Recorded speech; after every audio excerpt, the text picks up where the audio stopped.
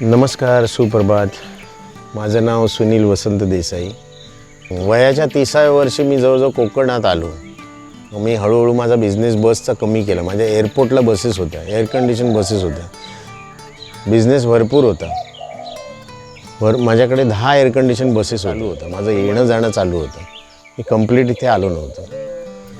मग पिगरी माझ्या डोक्यात आलं, कुठेतरी वाचनात आलं. आमचं हॉटेल होतं तरळ्याला, हॉटेल प्रवासी. तर माझे वडील नेहमी म्हणायचे की उष्ट फेकून देण्यापेक्षा 2 डुकरं पाळलेली बरी. तिथे 2 डुकरं पाळलेली बरी इथे माझ्या डोक्यात एकदम फिट बसलेलं होतं. मी विचार केला आपण पिग बिझनेस करूया. मग त्याचा सर्च सुरू केला.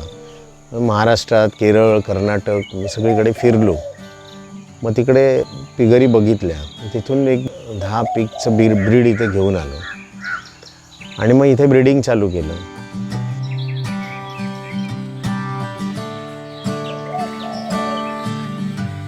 पिगरीमध्ये 3 प्रकारचा बिझनेस असतो.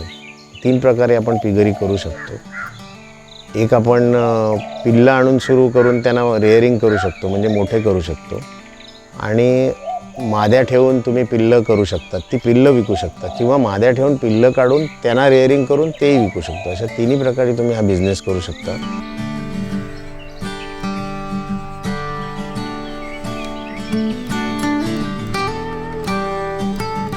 आणि हा बिझनेस मी आता गेले 2001 पासून करतोय. 20-21 वर्ष झाली. चांगला प्रॉफिटेबल आहे, म्हणूनच माझा 20 वर्ष चालू आहे. आता मी 10 पिगलेट आणले होते. आता त्याची फिमेल करून मी त्यांना ब्रीडिंग करून माझ्याजवळ आता जवळजवळ 500 कंटिन्यू माझ्याकडे ब्रीड असतं. इकडे आपण असे पिग्स आपले लोड करतो. इथे असा ट्रक लागतो. पिग्स वर जातात, मग ते ऑटोमॅटिक ट्रकमध्ये जातात, इथून सोडले जातात. ही आपली पिगरी आहे.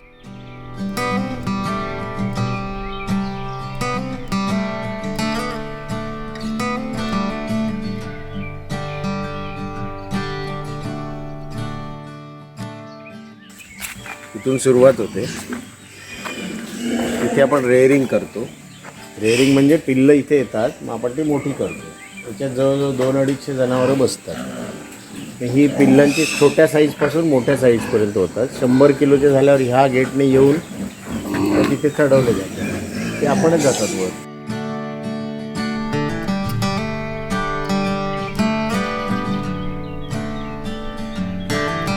याच्यामध्ये आपण खालून पिल्लं मोठी करून आणतो वर. एक साधारण 20 किलोची झाली ड्रायफीडवरती की वर आणतो. वर आणल्यानंतर मग ती 20 किलोची वेगळी आहेत, 40 किलोची वेगळी आहेत, 60 किलोची वेगळी आहेत, 100 किलोची झाली की आपण सेल करतो. तोपर्यंतची ही 2-250 पिल्लं पूर्ण ह्या शेडमध्ये राहतात.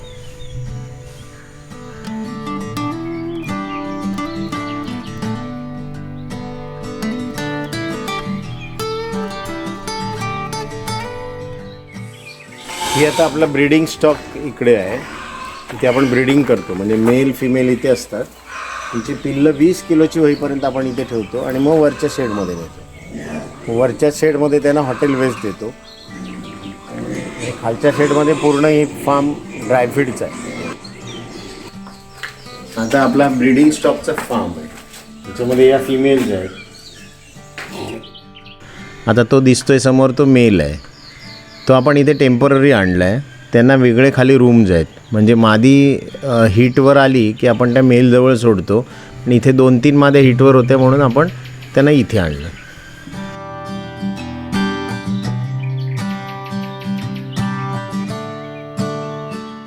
आता ही सगळी पिल्लं आहेत, म्हणजे मादीपासून वेगळी केलेली.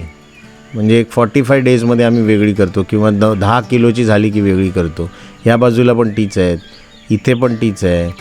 आता ही पिल्लं जवळजवळ वेगळी करून एक 15 दिवस झाले आहेत.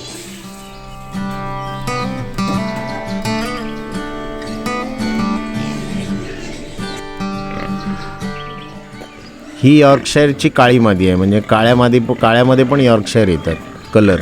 आता रेड कलर आहे. हा ड्युरॅकचा मेल आहे. ह्याला खूप डिमांड आहे. हे मी पिल्लू 25,000ला आणलं होतं. मग आपल्याकडे ह्याचे ब्रीड तयार होणार आता. मग ते लोकांना इकडच्या एरियामध्ये देऊ शकतो आपण. कोणाला ब्रीड लागतं, त्याचा डिमांड आहे सध्या. ब्राऊन कलर येतो त्याचा.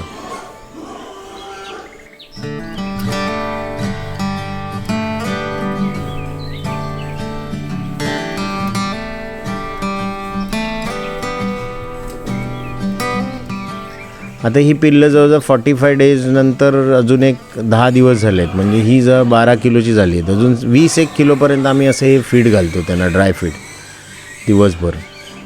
आणि छोटी पिल्लं असल्यामुळे त्यांना 4 ते 5 वेळा घालायला लागतं. आणि एक 20 ते 25 किलोची झाल्यानंतर परत ती वरती शिफ्ट करतो. आणि ती त्याच्यानंतर जवळजवळ 4 ते 5 महिन्यात ती 100 किलोची होतात, ती हॉटेल वेस्ट खाऊन. पण तोपर्यंत आम्ही यांना खालीच ठेवतो.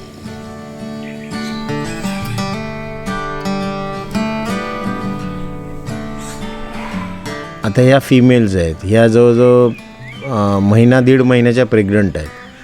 ह्याचा प्रेग्नन्सी काळ आहे ना 3 महिने 3 आठवडे 3 दिवस असा असतो. त्याच्यानंतर त्याला पिल्लं होतात. पिल्लं झाल्यानंतर ती आम्ही 45 डेज फिमेलजवळ ठेवतो. 45 डेजमध्ये ती साधारण 10 किलोची होतात. 10 किलोची झाल्यानंतर त्याला 25 किलोपर्यंत आम्ही ड्राय फीड देतो. विनिंग केलेली जी फिमेल असते ती परत 4 ते 5 दिवसात हिटवर येते. मग तिचं क्रॉसिंग होतं, परत ती सायकल चालू राहते. असे हा फार्म चालतो. ही पिल्लं जवळजवळ 5 ते 6 दिवसाची आहेत. तुमचं जर फीड चांगलं असेल तर तुम्हाला बघायचीच गरज नाही त्यांच्याकडे. फिमेलला दूध खूप असतं आणि ती बरोबर लक्ष देते त्यांच्याकडे. आता याला 10 पिल्लं झाली होती, 10च्या 10 जिवंत आहेत. तुम्हाला लक्ष हे फिमेलवरच दिलं पाहिजे. आपली 3 शेड आहेत, सगळ्या एक 15,000 स्क्वेअर फीटच्या असतील. त्याच्यामध्ये ही जवळजवळ 5 ते 6,000 स्क्वेअर फीट असेल. आणि ह्या लेफ्ट साईडला तुमच्या आता दिसतं आहे हे स्प्रेइंग मशीन आहे, म्हणजे त्याने आम्ही धुतो, सगळे क्लिनिंग करतो. आणि 50% भाग तुम्हाला दिसेल की ओपन आहे. ही नारळाची बाग होती 97मध्ये लावलेली. आणि जेव्हा मी 4 वर्षांनी पिगरी करायचं ठरवलं तेव्हा ती झाडं तशीच ठेवली आणि आत पिगरी केली. त्याचा फायदा असा झाला की त्यांना शेड मिळतं, त्याचे यील्ड पण चांगलं धरतं आहे आणि सावली पण आतमध्ये मिळते. त्याच्यामुळे पत्रा तापत नाही, जनावरं छान राहतात.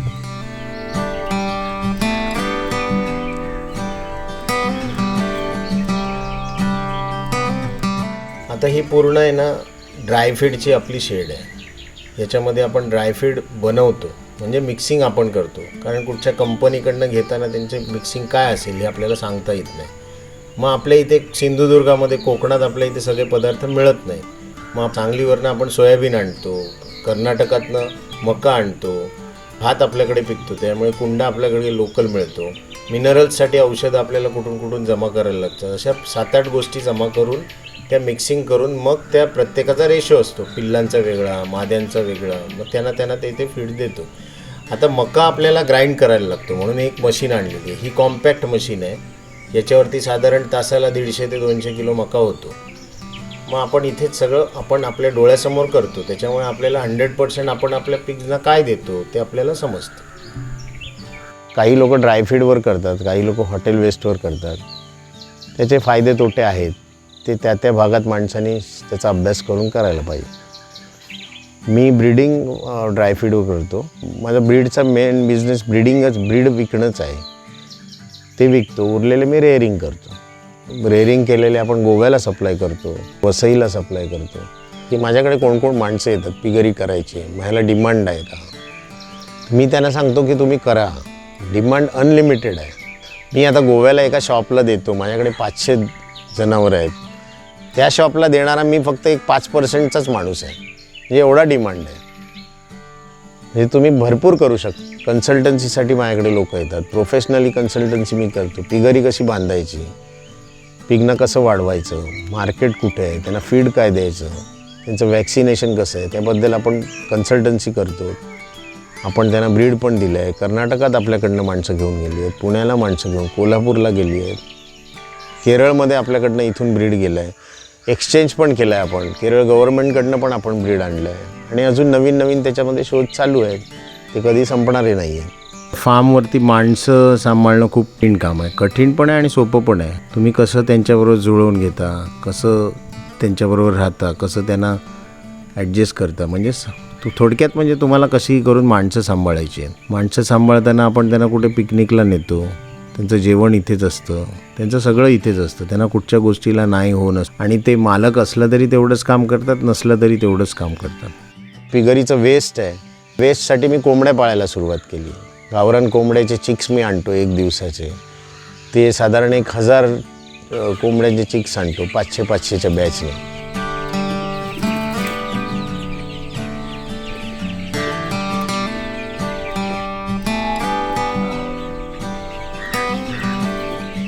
ही 300 ग्रॅमची पिल्लं झाली आहेत आता. अजून 500 ग्रॅमची होईपर्यंत आपण यांना ड्रायफीड देतो, रेडी जे मार्केटमध्ये मिळतो ते. त्याच्यानंतर आपण फ्री रेंजमध्ये सोडून देतो त्यांना, म्हणजे बाहेर सोडून देतो.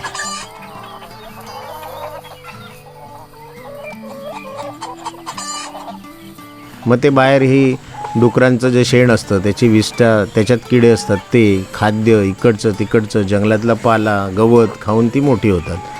असं प्रोटीनयुक्त खाद्य मिळालं ते पटापट वाढतात आणि मग ते विकायला तयार होतात आणि आपल्याला 0 बजेटमध्ये आपल्याला त्याचं उत्पन्न मिळतं. त्याचा फायदा असा आहे, ती दिसायला पण सुंदर दिसतात, चकाकी असते त्यांना. एक ते घेणारा लगेच घेतो, कारण त्याचे चोची कापलेल्या नसतात, कारण तुम्ही बंद ह्याच्यामध्ये असतात त्यांना चोची कापलेल्या असतात. ते कस्टमर लगेच ओळखतो की हे बाहेर फ्री रेंजची आहे, त्याच्यामुळे सेलला काय प्रॉब्लेम नाही. म्हणजे त्यांना तुम्ही म्हणा ना, मी 500 ग्रॅम झाल्यानंतर त्यांना मी 0 बजेटवर वाढवतो. मी काहीच खर्च करत नाही, वॅक्सिन सोडून. त्याचं वॅक्सिनेशन व्यवस्थित करायला लागतं. फ्री रेंजमध्ये आणि बंदिस्त पालन जे करतो कोंबड्यामध्ये, त्याच्यामध्ये असा फरक आहे की बंदिस्त पालनची टेस्ट आणि फ्री रेंजमध्ये टेस्ट, प्रोटीन कंटेंट त्याच्यामध्ये फरक पडतो. लोकांची डिमांड सध्या ऑर्गॅनिक बरोबर फ्री रेंज चिकनची जास्त आहे. फ्री रेंजची 100-150 अंडी रोजची मिळतात. ते एक उत्पन्न मला 0 बजेटमध्येच मिळतं, कारण 500 डुकरांचं वेस्ट रोजचं भरपूर निघतं. तर त्याच्यामध्ये 1000 कोंबड्या सहज 2000 पण होऊ शकतील. पण इथे माझ्या बाजूला पूर्ण जंगल आहे, जंगलामध्ये माझा फार्म आहे.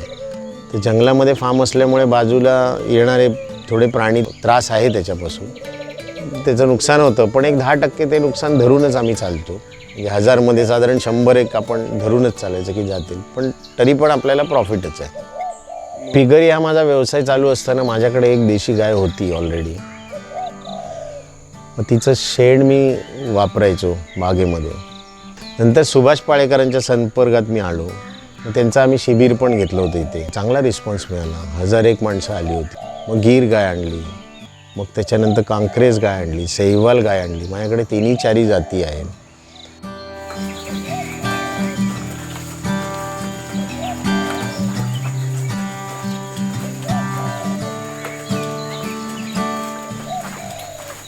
ही आता कांक्रेज गाय आहे. गाय म्हणजे हा पाडा आहे, त्या गाईचं पिल्लू आहे. ह्याचं वय 3 वर्षाचं आहे हा. आणि हे खूप उंच आणि भरपूर. नंदी बैल जो आपल्याकडे यायचा ना, तो ह्याचाच यायचा, नंदी बैल. किंवा लगान, सगळे जे मूवी आहेत हिंदी मूवी, त्याच्यामध्ये हेच सगळे, हीच जात वापरलेली आहे. आणि आपल्याकडे सैवाल आहे, गीर आहे. ते सगळ्या गायी आपल्या आता चरायला गेल्या आहेत. ह्या जरा उधळमपट्टी करतात म्हणून यांना ठेवलं आहे, यांना जागेवरती घालतात. आता कांक्रेज गाईबद्दल म्हणायचं तर ती कच्छची गाय आहे. तिथे तर वाळवंट आहे, तिथे काटे खाऊन पण ती 3-4 लिटर दूध देते एका वेळेला. पण ती इथे देत नाही. इथे तिला हे हवामान तेवढं मानवत नाही. इथे आपल्याकडे सकस चारा बिरा सगळं देऊन मी बघितलं, तिकडचा रिझल्ट इथे त्यांना मिळत नाही. तसंच गीरचं पण तसंच आहे. गीरचा तसं आमच्याकडे कोकणात मला तरी कुठचा सक्सेस फार्म अजून दिसला नाही आहे. कारण गीरमध्ये डिलिव्हरी झाल्यानंतर त्याला मस्टायटिसचा प्रॉब्लेम आहे. म्हणजे थोडे डिझीज त्यांना होतात. ती आता गुजरातची आहे, पण तरीसुद्धा ती इथे एवढी होत नाही चांगली. सैवालला पण तसंच आहे.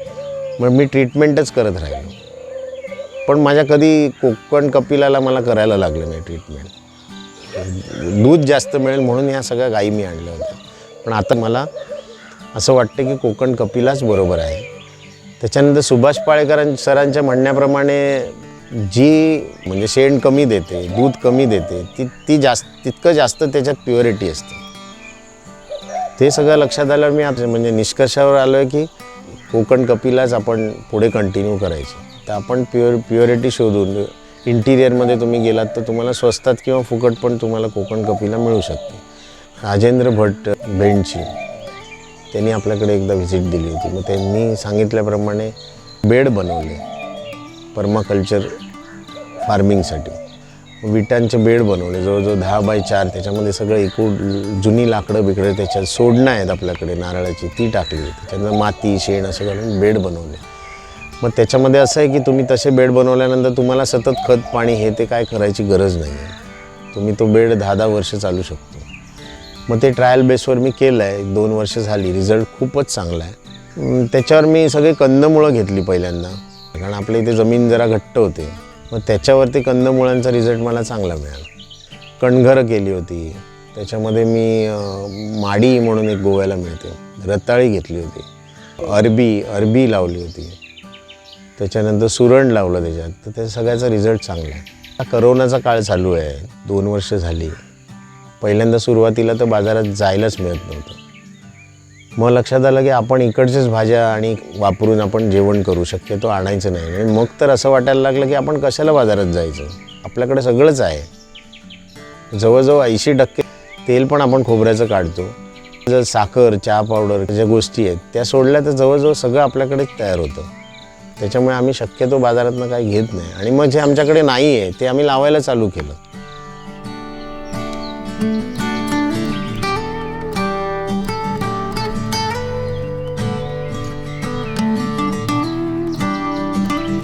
की 80चं 90%वर कसं यायचं त्याचे प्रयत्न चालू आहे. तर माझं एक रेस्टॉरंट होतं कणकवलीला, सोरकुल म्हणून. मी एक 2-3 वर्ष चालवायचो. मला जेवण करायची आवड आहे, लोकांना जेवण करून खाऊ घालायची आवड आहे. मासे म्हणा किंवा इकडचे प्रोडक्ट, इकडचे ट्रेडिशनल गोष्टी, त्या धर्तीवरच ते रेस्टॉरंट चालू केलं. मग पिगरीचा बिझनेस वाढल्यानंतर मी ते कमी करून पिगरीवर लक्ष दिलं.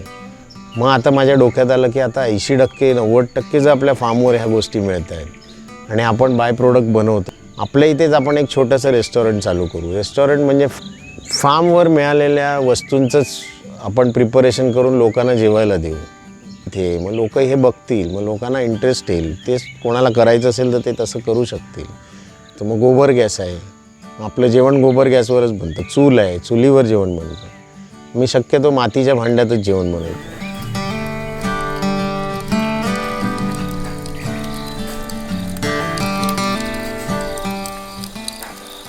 ती जवळजवळ आपण 60-70% जेवण आपण ह्या चुलीवर करतो, बाकीचं गोबर गॅसवर करतो आणि इमर्जन्सीला गॅस वापरतो. हे आता आम्ही चूल बनवली आहे, माझ्या डोक्याने मी बनवली आहे. इथे चूल ठेवली आहे आणि इथे त्याला शिगा आहे, त्याच्यातनं सगळी राख खाली पडते. आणि इथे हॉलो केलं आहे. हॉलो केल्यामुळे इथे वारा आत जातो, म्हणजे फुंकर मारायची गरज नाही आणि राख खाली पडते. त्याच्यामुळे चूल कायम पेटती राहते. साधारणतः संध्याकाळचं प्रिपरेशन आहे. ते साधी डाळ बनवायची आहे, ऑमलेट करायचं, काय बागेत असं मिळेल त्याचं. ऑलरेडी मी कोणाला कोणाला जेवण पाहिजे असेल तर देतच असतो. लोक मागवत असतात, देत असतो. व्हेज देत असतो, नॉनव्हेज देत असतो. फिशचे इथे खूप प्रकार बनतात, ते आपण सर्व करतो लोकांना. करोना या रोगाची मला तर कधी भीतीच वाटली नाही, कारण आमच्याकडे संध्याकाळी सकाळी शेणी जाळून, धूप जाळून, कापूर वगैरे जाळून संध्याकाळी पूजा असते, सकाळी योगा असतो.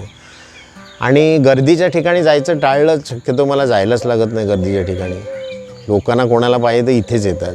तो 10 एकर फार्म फिरण्यामध्येच आपला व्यायाम होतो, कोणावर अवलंबून राहायला जास्त लागत नाही. त्याच्यामुळे टेन्शन नाही आलं करोनाचं. दुसरे मेजर कुठचेही आजार नाही. लोक विचार करतात रिटायर झाल्यानंतर आपण जाऊया तिथे. मग तेव्हा माणूस दमलेला असतो. 60 वर्षानंतर आल्यानंतर माणूस विचार करतो की आता मी येऊन काय करणार. मग ते इकडच्या माणसावर अवलंबून राहतो. माझं काय झालं, मी 30व्या वर्षी आल्यामुळे आता माझं वय 56 वर्ष आहे. तर आजही मी काम करू शकतो जी बाकीची माणसं करतात. इकडची हवा, इकडचं ऑक्सिजन आणि इकडचं पाणी, इकडचं नॅचरल फूड हे खाल्ल्यामुळे आज पण मला असं वाटतं की पुढच्या 20 वर्ष तर मला काही प्रॉब्लेमच नाही आहे हे सगळं करण्यासाठी. आणि शक्य होईल तिथपर्यंत शेवटपर्यंत आपल्याला हे काम करत न्यायचं आहे. आणि मग मला असं वाटलं की हे लोकांनी जर बघितलं, हे मी करतो आहे पण हे लोकांना समजलं पाहिजे. हे फूड खाल्लं तर त्यांना पण वाटेल की आपण पण असं करायला पाहिजे. आपल्याकडे जागा नाही तर आपल्या परसबागेत तरी केलं पाहिजे, आपल्या आजूबाजूला केलं पाहिजे. तर अशा सगळ्या गोष्टीमुळे मी विचार केला की जेवणाचं पण चालू करू. आम्ही लहान असताना सुट्टीमध्ये आमचे आईबाबा आम्हाला इथे आणायचे म्हणजे काय, तर आम्ही 15 दिवस, महिना राहायचो. की आम्हाला इकडचं कल्चर समजलं. शेती कशी करतात, शेतीच्या दिवसात जे सण कसे साजरे करतात हे समजलं. जवळ लहान असताना आम्ही बघितलं, आम्हाला आवड निर्माण झाली. मासे पकडायला कसं जायचं, कुर्ल्या पकडायला कसं जायचं, छंद सगळे झाले. मे महिन्यात करवंद कशी काढायची. आत्ता माझं मत असं आहे की पालकांनी मुलांना इथे आणलं पाहिजे. आणि 2-3 दिवसाकरता नाही तर 15 दिवस, 1 महिना, मे महिन्यात जशी सुट्टी घालवायची, जशी गणपतीची सुट्टी आहे तसं आणलं पाहिजे. आता लोक येतात गाडीने 2 दिवस इथे तिथे फिरतात आणि पटकन निघून जातात. आणि लहानपणी जर त्यांना इंटरेस्ट झाला तर पुढे मोठेपणी त्यांना काय करताना ते सोपं जाईल. लहान मुलांना सस्टेनेबल लिव्हिंग शिकवायची त्यांना गरज नाही आहे. माझी मिसेस बँकेत सर्व्हिसला होती, अजूनही ती आहे. आता ती मयूर कॉलनी महाराष्ट्र बँकला चीफ मॅनेजर आहे. मुलीचं माझ्या लग्न झालं आहे, मुलगी UK ला असते.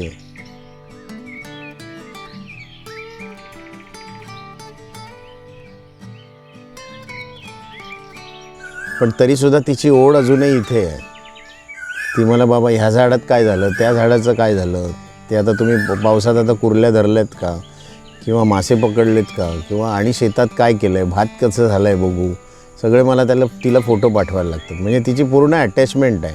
आता तिथेसुद्धा त्यांनी गार्डन केलं आहे, तिथेसुद्धा त्यांचं फार्म करून पुढे तिथे पण पर्माकल्चर आणि करायचा विचार आहे. पण हे सगळं झालं कशामुळे, तर ते इथे लहानपणापासून मी आणलं, माझ्या वडिलांनी आईवडिलांनी मला आणलं आणि मला मिसेसने आणि मुलीने परमिशन दिली इथे राहायची, कारण हे सोपं नव्हतं. त्यांच्या सपोर्टमुळेच हे सगळं झालं. शेतकऱ्यांनी अभ्यासू वृत्तीने सगळं केलं पाहिजे आणि लिखाण केलं पाहिजे, हिशोब ठेवला पाहिजे. त्याच्यानंतर शेतकऱ्यांनी एकच पीक किंवा एकाच गोष्टीवर कॉन्सन्ट्रेट न करता त्याला जोड दिली पाहिजे प्रत्येक गोष्टीची. आता मी लाईव्ह ॲनिमलची जोड दिली, कोणी म्हशी घेतल्या तर कोणी बकऱ्याचा बिझनेस करू शकतात. जाऊन दुसऱ्याच्या फार्मवर काम केलं तरी चालेल, किंवा तो अनुभव नुसता पुस्तकी न घेता प्रॅक्टिकल अनुभव घेऊन सुरुवात केली तर अडचणी सगळ्यांना येतात. मलाही खूप अडचणी आल्या, मलाही खूप त्रास झाला, पण त्याच्यातनं सोल्युशन असतात प्रत्येक ह्याच्यात. तसं काही प्रॉब्लेम नाही आहे. तुमची मनात इच्छा असेल तर तुम्ही सगळं करू शकता. आणि जोडधंदा एकाला एक तुम्हालाच सुचत जातं. तुम्हाला ती शेतीच शिकवते की तुम्हाला आता हे करायचं आहे, तुम्हाला ते करायचं आहे, पण तुम्ही त्यात पूर्ण मनापासून जीव ओतून ते केलं पाहिजे. आणि आहे प्रॉफिट, नाही असं नाही आहे. प्रॉफिट पण आहे, समाधान पण आहे, तब्येत चांगली राहते. आता करोना काळात मला बरेच फोन आले, बरेच लोकांना इंटरेस्ट आहे. अरे मला जागा बघ, मला फार्मची जागा बघ, मला हे बघ. जागेचा इथे काहीच प्रॉब्लेम नाही आहे. तुम्हाला इच्छा असेल, तुम्ही पैसे नसतील तर लीजवर घेऊन करू शकता. बऱ्याच जागा अशा आहेत, बरेच शेतकरी असे आहेत की त्यांचं बघायला कोण नाही, तसे शोधा, तसे मिळतील. तुमचे काही सजेशन असतील, तुम्हाला मला काही सांगायचं असेल तर तुम्ही मला व्हॉट्सअपवर सांगू शकता किंवा कॉल करू शकता. किंवा तुम्हाला माझ्याकडनं माझ्याबद्दलचं जाणून घ्यायचं असेल तर तुम्ही माझ्याकडे येऊ शकता. मी 90% वेळेला असतो इथे अवेलेबल. फक्त कॉल करा किंवा मग मेसेज करा व्हॉट्सअपवर. नमस्कार.